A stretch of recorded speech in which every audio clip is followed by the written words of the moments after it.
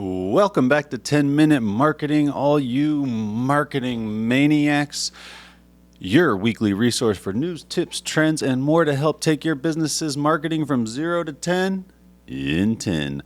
My name's Andrew Bartlett. I've been off for a couple weeks. Not off, but haven't done this for a couple weeks. I went snowboarding and then was playing catch up, so I apologize, but we are back. And we got 10 minutes on the timer. Start this bad boy off. All right, today we are talking about two things that you need to be looking at: Spotify clips and micro influencers. So first and foremost, let's dive into Spotify clips. What are they? So back in 2023 was the earliest article I could find. I just found out about this. I feel like I remember hearing something a while ago, but never saw it roll out or never saw it on anybody's content on Spotify. But Spotify clips are essentially like Reels or TikToks. And what they have now is you can post clips and attach them to an episode or attach them to a song. We just got access to this recently, I think. I don't know how long we've had access, but I saw one on a Joe Rogan podcast and I was like, what is this? Got on ours, Spotify for Creators. We had access to it. It says it's in beta, so I think this is just now getting rolled out to more people, and that's why we're just noticing this and coming across it. But these are, I think it's up to 90 seconds. These are short clip opportunities to attach to an episode. Right now, it only lets us upload one per episode. But I said this a long time ago. What if Spotify turned Spotify into more of a social media platform? People are already on there enjoying music, enjoying podcasts. Why can't it be more of a social place to interact? They have comments. They have polls. You can engage with your listeners. So it's the perfect opportunity. It's kind of doing it in reverse as a regular social media platform, but sometimes that's better. Sometimes that works out easier. It's easier to translate those people into getting to use it for social media.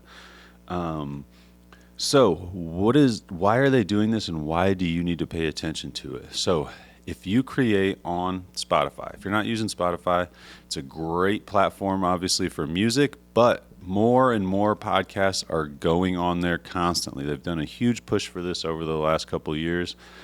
That's where we upload our stuff through. Now we are on other things like YouTube, Facebook, all of that stuff, TikTok, but that is one of the main places. It makes it easy to listen to. They have video on there now. And now they have this short form clip content. I can almost guarantee that in the near future, there is going to be a button at the bottom of Spotify that says clips. You're going to be able to tap it, and you're just going to be able to swipe through videos. Just like on Facebook Reels, just like on TikTok. They want you to stay on their platform. They want you to listen to more stuff. Why would they not incorporate that? I can almost guarantee that's what's going to happen. So this is a new way to reach new listeners. And it's also a great way to connect with your existing fans, to give them maybe an additional piece of content or give them a little preview of your podcast episode or song. They started adding video. Now, why do they add video, and why are they doing this clips? Well, on average, the average person spends 17 hours a week consuming video content online. 17 hours. That's quite a bit. And 70% of those people in the U.S. prefer watching it on their phone, which is vertical. That's why Reels are so popular. That's why TikToks are so popular. It's one of the reasons, but it's vertical. It fits your phone. You don't have to rotate your phone.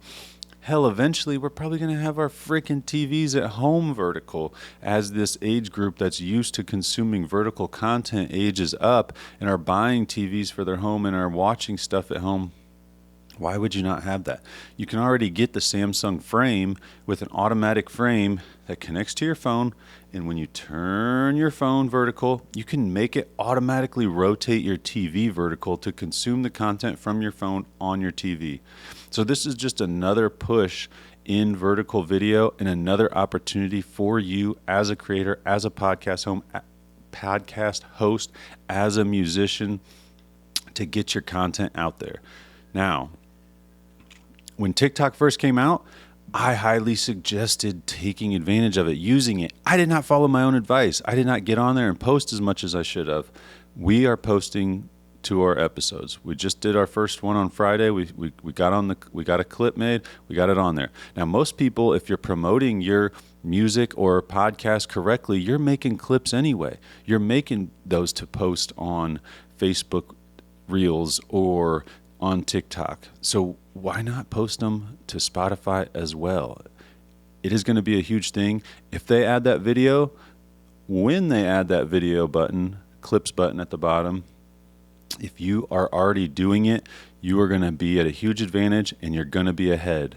You want to stay ahead when it comes to stuff like this, just like the vertical video on LinkedIn.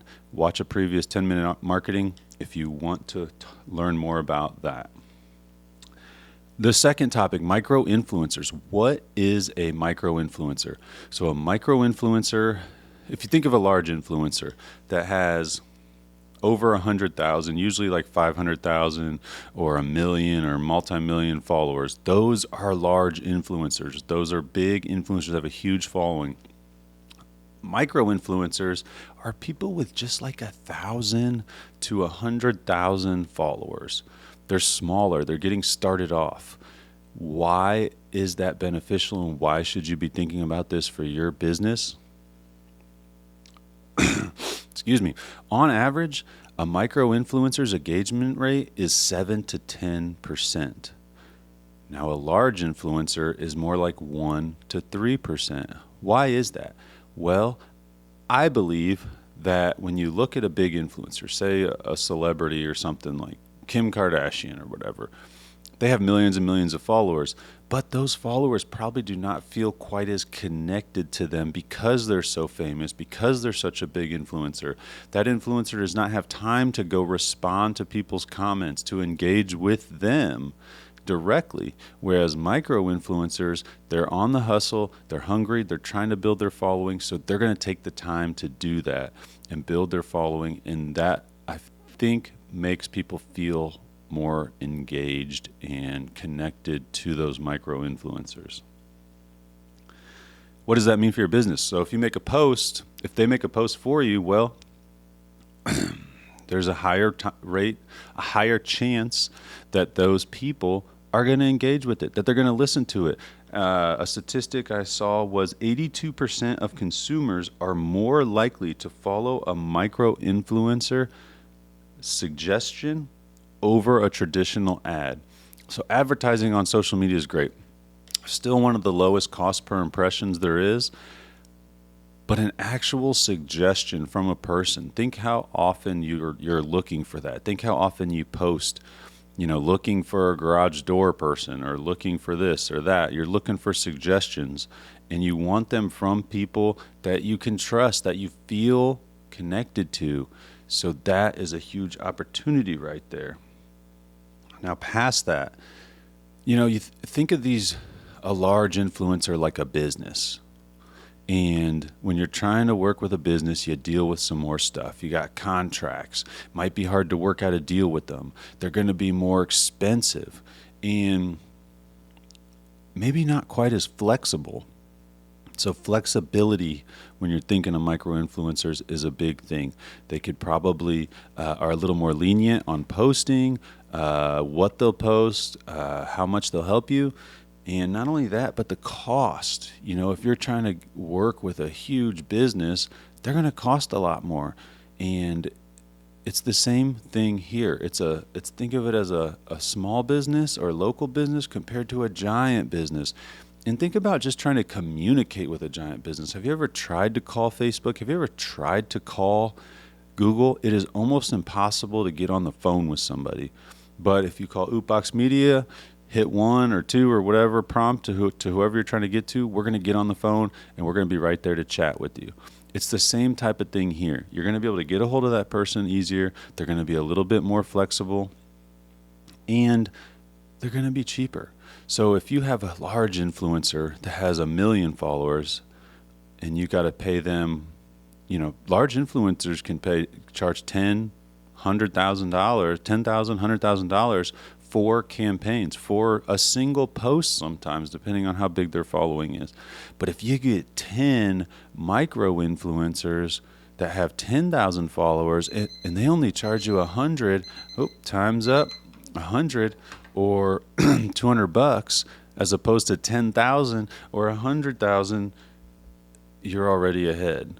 If you get the higher engagement, if you get the same reach, but just over a larger audience or a more diverse audience from these micro influencers, there's an opportunity right there. So you need to be thinking about the Spotify clips, vertical video on there, and micro influencers.